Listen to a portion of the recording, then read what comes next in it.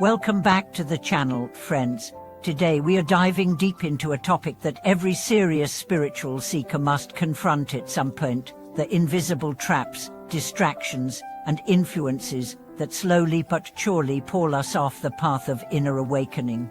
Have you ever committed to a spiritual routine, promised yourself you'd meditate daily or live with more compassion, only to find yourself right back in old patterns weeks or even days later? That's not just laziness. It's often due to specific energetic, environmental, and psychological obstacles that are easy to miss but devastating if ignored. This conversation is especially important because true spiritual progress isn't about lofty visions or dramatic breakthroughs. It's about consistency, clarity, and protection of your sacred energy. And these 6 hidden traps we are about to explore are the most common reasons people stall, fall, or lose their way, sometimes without even realizing it. So get comfortable, take a deep breath, and let's walk this path together. Let's begin with a common yet extremely underestimated issue: living outside of right livelihood. This doesn't mean you have to be a monk or yogi, but it does mean that your job, how you earn your living, needs to be energetically aligned with your spiritual values. In many ancient spiritual texts, this is referred to as true livelihood, work that is ethical, non-harming, and rooted in compassion. For now, here's where it gets tricky. A job may look neutral on the surface but carry heavy karmic baggage underneath. Take, for example, someone who works in marketing for an alcohol brand, or a person who writes content for manipulative schemes. Even if they're not doing harm directly, they're participating in energetic systems that deplete the collective vibration. The universe operates on frequency. If you spend hours each day working in a low vibration field, whether through greed, harm, deception, or exploitation, it will affect your energy body. It will cloud your insight. It will make meditation harder, intuition fuzzier, and your heart more closed. There's a story of a man named Jalen who spent a decade as a successful financial trader. He was sharp, aggressive, and richly rewarded, but he constantly felt a low-grade anxiety that no amount of yoga or retreats could heal. One day, she sat with a respected spiritual teacher who asked him just one question: does your work nourish or drain your soul? Jalen couldn't answer. The silence said it all. He left the industry 2 months later, not in shame, but in liberation. He found a new path, one of less prestige, but infinitely more peace. Right livelihood isn't about perfection. It's about intention and alignment. Ask yourself, does your work harm or help? Does it expand or contract your soul? Does it serve illusion or truth? And now, the second hidden trap: the seduction of pleasure and entertainment. This one is harder to recognize because it often masquerades as balance. We tell ourselves, everyone needs a break. It's just a little fun.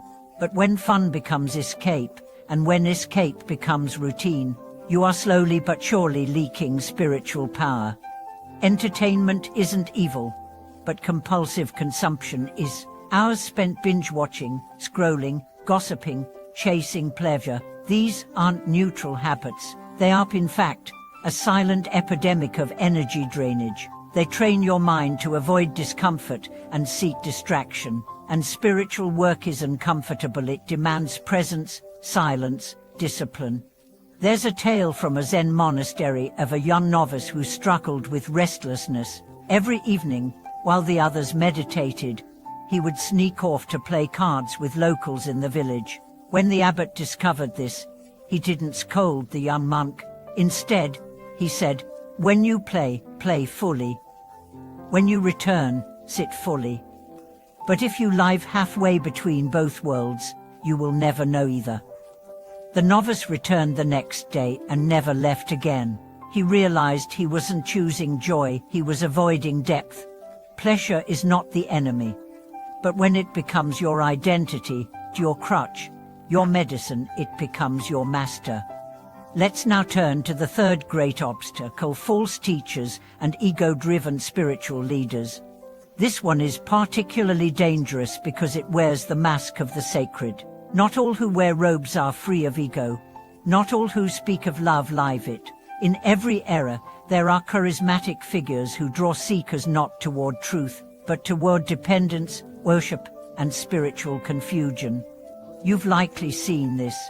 The self-proclaimed guru with a harem of followers, the teacher who charges thousands for enlightenment, the healer who demands devotion but offers no real growth. These figures feed on the sincere yearning of seekers, but instead of lifting them into sovereignty, they trap them in hierarchy. How do you recognize a false teacher? Ask yourself, do they encourage independence or submission? Do they empower or impress? Do they open you to your own truth or impose theirs upon you? The greatest teachers do not create followers, they create masters. They don't demand obedience, they invite awakening. There's a saying from ancient India: better to be alone in the forest and with a teacher who darkens your light. Your path is sacred. Guard it wisely. And now, the fourth hidden interference, the energy of your social circle. This one is subtle but profound. The people you spend time with either pull you forward or hold you back, not because they're bad, but because their vibration sets a tone for yours. Imagine trying to meditate daily while living in a house where people fight, gossip, and binge on negativity. Even if you light candles and chant mantras, the collective energy will weigh you down. There's a story of a young woman named Elora who was deeply devoted to her spiritual practice, but every time she returned home from retreat, she felt her inner light dim. Her friends would tease her for her triad habits, her family would mock her devotion. Eventually, she made a bold choice. She moved into a co-housing community of like-minded people.